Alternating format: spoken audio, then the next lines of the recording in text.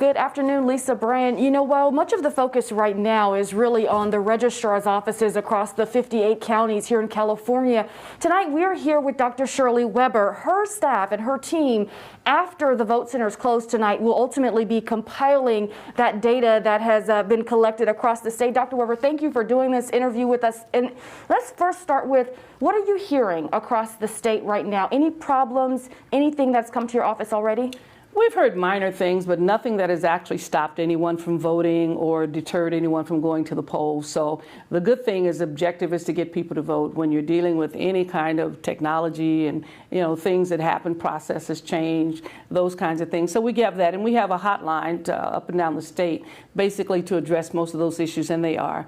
But we haven't had anything to stop the election to really become a major glitch so that people are being disenfranchised. You know, we were talking about this a bit earlier. This is your first statewide election in your role as Secretary of State. Talk about what you and your staff did to prepare for this night.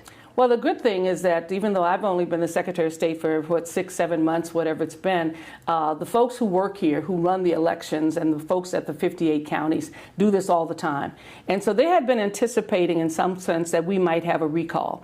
And I'm glad they were, because there were so many steps involved in it that I hadn't even thought about, like ordering the paper, getting the right paper, making sure we had the person who made the right envelopes. Those are specially made envelopes that we use in the election. So they had already been strategizing and contacting contractors and say, if this happens, this is what we need. And so it's been amazing to see them work with such a short time frame of 60 to 80 days to accomplish what normally takes a year and a half to get done. So I'm really proud of them. They've had everything down to the moment as to what we needed to do. They had alternative plans. We were sometimes faced with the fires, and the registrar of voters' offices had to be closed, to be moved. We didn't know if they'd get back or not, but they had made contingency plans to where we were going to move them, what was going to take place in the voting. We made sure that those who were in those areas got their ballots, had their ballots, and knew what would happen if they could not come back to vote. So it's been an interesting experience to watch these extremely experienced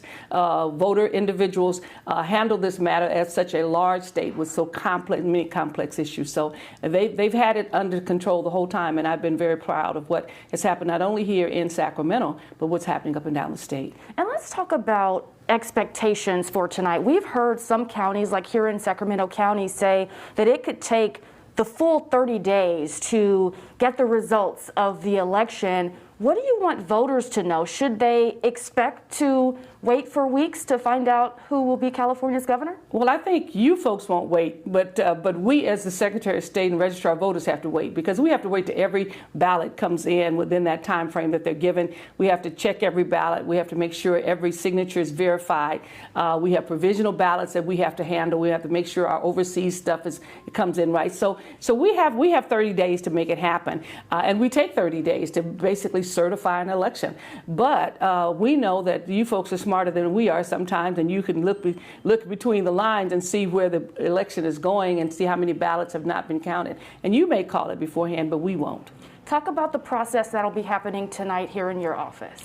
Well, eventually, once the polls are closed, and we make sure every poll is closed in California, because we don't want to discourage anyone from voting. And at that point, we will then begin the process of a county sending in the results that they have, and we'll be getting those results throughout the night. Probably, I'm sure the first group to come in will be a large group, because it will be our absentee ballots.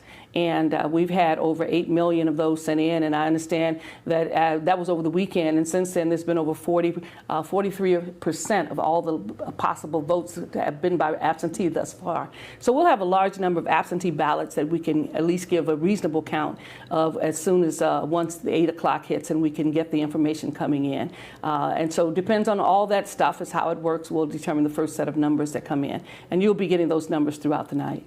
And do you have any predictions about perhaps turnout compared to other elections? Well, we know that thus far, just with absentee ballots alone, and when we look at what happened with our primaries, which are major elections last year, that we had more coming in absentee ballots than we had last year in the primaries. So that shows that we have a strong absentee ballot pool that we're using that is coming in and saying that there's a good turnout. We don't know as yet what the final turnout will be, but we do know that at least there'll be hopefully good representation of California.